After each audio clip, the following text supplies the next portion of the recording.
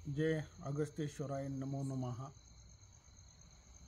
अयोध्येमध्ये होऊ घातलेला 22 तारखेचा श्रीराम मूर्ती प्राण प्रतिष्ठा सोहळा आणि त्या निमित्ताने देशभरामध्ये होत असलेला उत्सव खऱ्या अर्थाने हिंदू धर्मामधील सर्वांसाठी एक पवित्र असा दिवस आहे।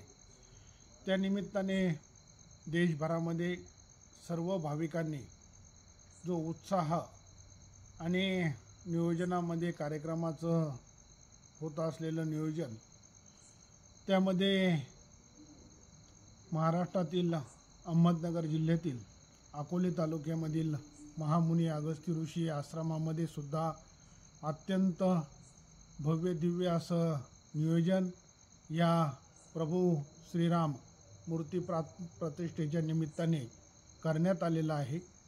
अगस्त्य ऋषी आश्रमाला तशी फार मोठी परंपरा आहे। ज्या ठिकाणी प्रभू रामचंद्रांचं मंदिर आहे त्या ठिकाणी साक्षात प्रभू रामचंद्र, श्री लक्ष्मण व सीतामाईंचं वास्तव्य त्या ठिकाणी झालेलं आहे। ह्या आश्रमाची परंपरा अशी राहिलेली आहे की ज्यावेळेस प्रभू रामचंद्र ह्या दंडकारण्यात आले त्यावेळेस प्रभूंनी महामुनी अगस्त्य ऋषींच्या या ठिकाणी दर्शन आणि आशीर्वाद घेऊन वनवास काळातील कार्यकाळ कुठं व्यतीत करावा किंवा कुठं थांबावं यासाठी मार्गदर्शन घेतलं। त्याप्रमाणे अगस्त्य ऋषींनी प्रभू रामचंद्रांना या ठिकाणून उत्तरेला पंचवड क्षेत्र, गोदाकाठ म्हणजे आत्ताचं नाशिकची पंचवटी हे ठिकाण त्यांना सुचवलं। त्याप्रमाणे प्रभू रामचंद्रांची पहिली भेट, प्रभू रामचंद्र त्या ठिकाणी वास्तव्याला गेले, सीते मातेचं हरण त्या ठिकाणी झालं।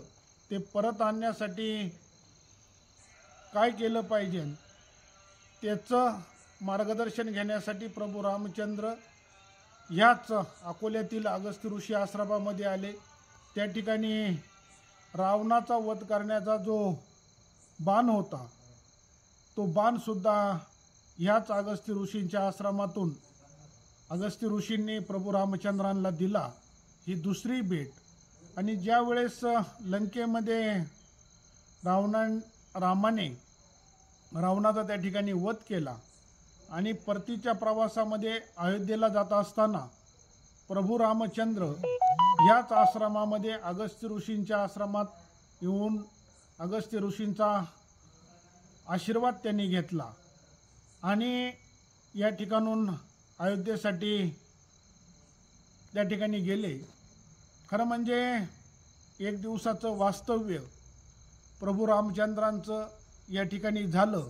म्हणूनच श्री अगस्त्य ऋषींच्या मंदिराच्या बरोबरच प्रभू रामचंद्रांचं, लक्ष्मण व सीतामाईंचं मंदिर या ठिकाणी फार पुरातन काळापासून या ठिकाणी आहे आणि असं हे महत्त्व या जागेला आहे।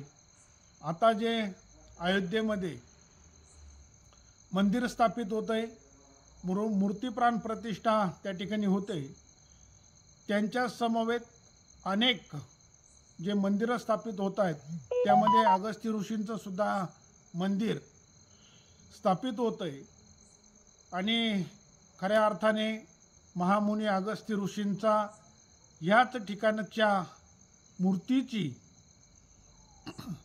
फोटोची मागणी न्यासाकडून झाली आणि देवस्थानाच्या माध्यमातून ती त्यांना देण्यात आली। ही खऱ्या अर्थाने अगस्त्य ऋषींच्या तसेच अकोलेकरांच्या भाग्याची गोष्ट आहे। या कार्यक्रमाच्या निमित्ताने उद्या 20 तारखेला बरोबर संध्याकाळी कार्यक्रमाला सुरुवात होत आहे। कार्यक्रमाचा आरंभ महाराष्ट्र भूषण समाज प्रबोधनकार हरिभक्त पारायण निवृत्ती महाराज देशमुख इंदोरीकर यांच्या कार्यक्रमाने या ठिकाणी होणार आहे। फार भव्य दिव्य असं नियोजन देवस्थानाच्या माध्यमातून करण्यात आलेलं आहे। तसेच कीर्तनानंतर महाप्रसादाचं नियोजनसुद्धा हरिभक्त पारायण निवृत्ती महाराज देशमुख इंदोरीकर यांच्या माध्यमातून या ठिकाणी केलेलं आहे। तदनंतर 21 तारखेला संपूर्ण दिवसभर चक्री भजन या ठिकाणी प्रभू रामचंद्रांच्या मंदिरामध्ये संपन्न होणार आहे।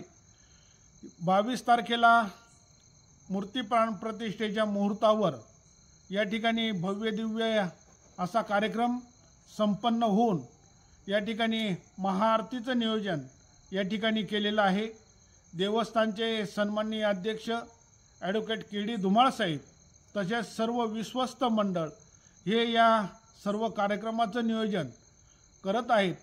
तरी तमाम सर्व भाविकांनी प्रभू रामचंद्रांच्या पदस्पर्शाने पावन झालेल्या प्रभू रामचंद्रांच्या मंदिरामध्ये व जो उपक्रम 3 दिवस या ठिकाणी आहे त्यामध्ये दर्शनाचा लाभ घ्यावा अशी मी अगस्ती देवस्थान ट्रस्टच्या वतीने सर्व भाविकांना नम्रपूर्वक विनंती करतो। रामकृष्ण हरी।